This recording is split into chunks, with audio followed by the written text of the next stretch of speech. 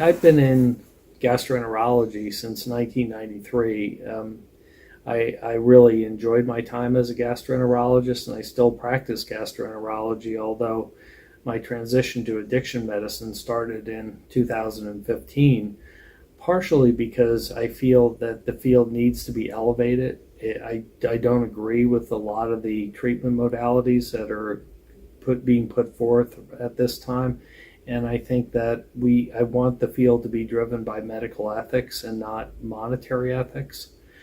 But for me, I think a lot of it started back in 2007 when it was Saturday afternoon and I had not been to church for 20 years, and it was 4:30 in the afternoon, and I said, I'm going to go to a service at 6:30.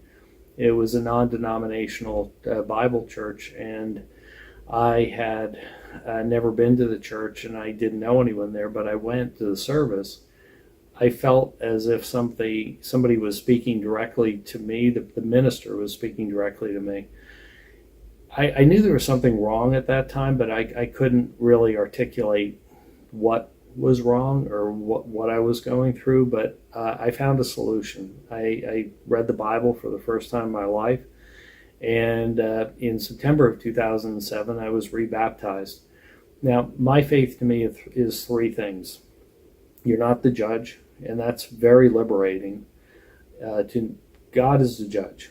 Number two, forgiveness is not optional, it's mandatory, and I think because someday I'm going to ask to be forgiven, and I hope that I will be, but I can't be forgiven unless I forgive others.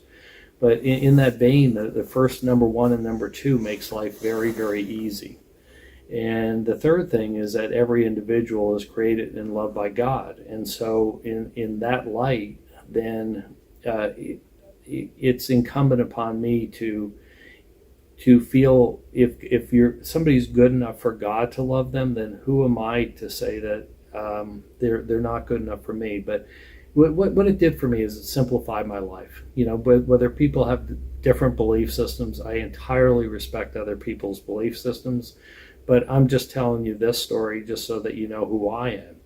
But then in 2015, it really became more of a conviction with me than anything. At this point in my life, this is not about money for me. This is about trying to make a difference, trying to do something in a way that will benefit people, and to try to fix some of the holes in the system.